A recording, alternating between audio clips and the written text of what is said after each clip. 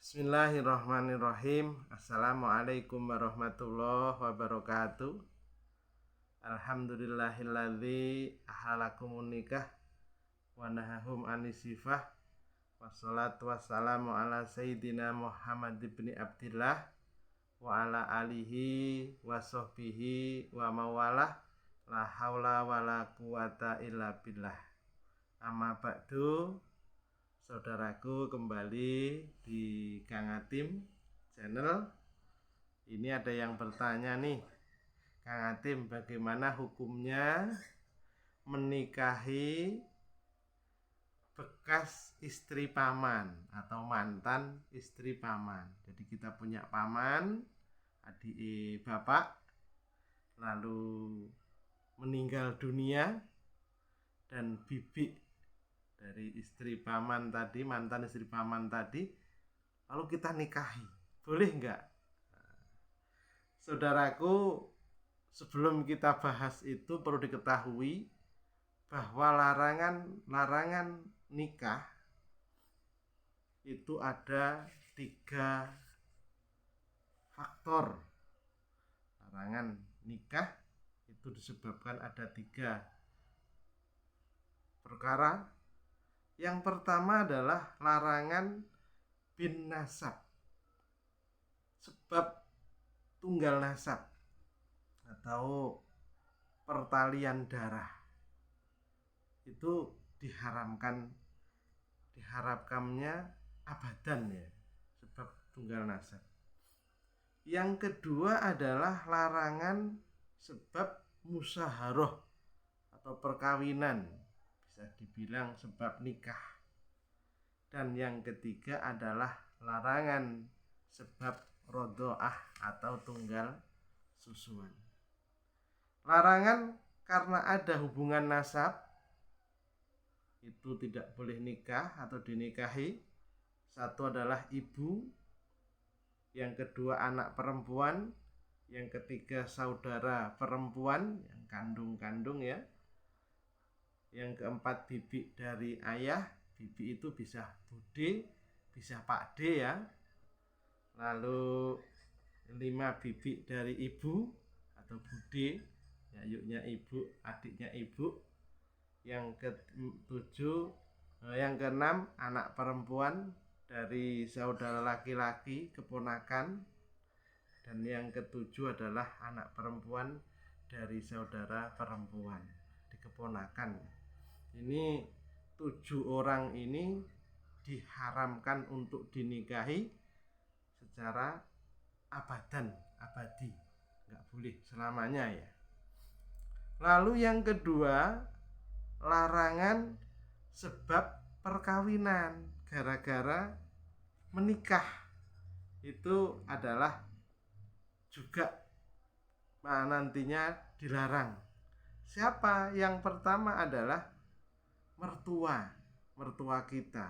Jadi kita menikah dengan anaknya, menikah dengan seorang istri. Nah, mamanya istri ini adalah muhrim dengan kita sebab bil musyaharah tadi, mertua, sebab perkawinan. Ini abadan selamanya ya. Jika kita sudah menikah dengan istri dan kumpul suami istri biasa, maka sang ibu dari istri itu adalah sudah muhrim abadan. Yang kedua adalah anak perempuan dari istri. Jadi anak tiri. Kita menikahi seorang perempuan, dia sudah bawa anak perempuan, jadi anak tiri. Itu dikala kita sudah kumpul suami istri dengan ibunya, maka anak tiri sudah selamanya tidak boleh dinikahi. Jangan dinikahi. Lalu kemudian siapa lagi yang sebab perkawinan yang tidak boleh dinikahi? Yang ketiga adalah istri anaknya atau menantu ya, atau istri anaknya atau menantu. Itu tidak boleh. Jadi wis dirabi anake dhewe, maka menantu itu sudah selamanya jadi muhrim dengan kita. Lalu siapa lagi? Nomor keempatnya yang sebab bil musyawarah, istri ayahnya atau ibu tiri.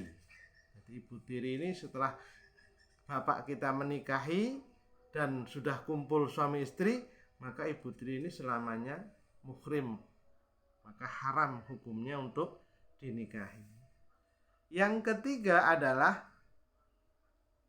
sebab rodoah, tunggal susun. Jadi kita sama-sama nyusu, masih kecil, bayi yang jadi tunggal susun itu apabila umurnya masih di bawah 2 tahun dan menyusu dengan ibu lain atau ibu atau tetangga, jadi dia masih di bawah umur 2 tahun, terus kemudian dia disusui oleh tetangganya, oleh nyusu sampai 5 kali ya, 5 kali ambalan, jadi 5 kali. Jadi nyusu, tidur, nanti nangis, nah bangun nangis, susoni lagi, sampai minum, mau jogur susu-susu tok nggak enak banyune, nggak. Jadi yang sudah ada airnya sampai kenyang umpamanya, terus tidur, nangis lagi, jadi 5 kali menyusui, maka ibunya itu, orang lain itu jadi ibu susun. Jadi kita jadi muhrim dengan itu. Dan nantinya dengan anak-anaknya tetangga yang nyusoni kita setelah yang 5 kali tadi, kita maka dinamakan tunggal susun. Jadi itu yang menyebabkan dilarang untuk dinikahi. Kembali di masalah, boleh nggak berarti kita menikahi mantan istri paman? Maka hukumnya boleh, nggak apa-apa. Jadi bibi ipar paman kita meninggal, kita nikahi boleh, nggak apa-apa, karena itu nggak masuk dalam urutan muhrim. Termasuk menikahi bekas kakange, bekas mantan bojone kakange. Jadi yayu ipar. Jadi kakak kita meninggal dunia, lalu kita nikahi orang itu, boleh hukumnya. Atau mantan istri adik kita, boleh, tidak apa-apa. Asal nggih, jadi menikahi bekas istri kakak, bekas istri adik, bekas istri paman, itu hukumnya boleh ya. Mudah-mudahan ada manfaatnya. Kurang lebih mohon maaf. Ihdinas siratal mustaqim. Assalamualaikum warahmatullahi wabarakatuh.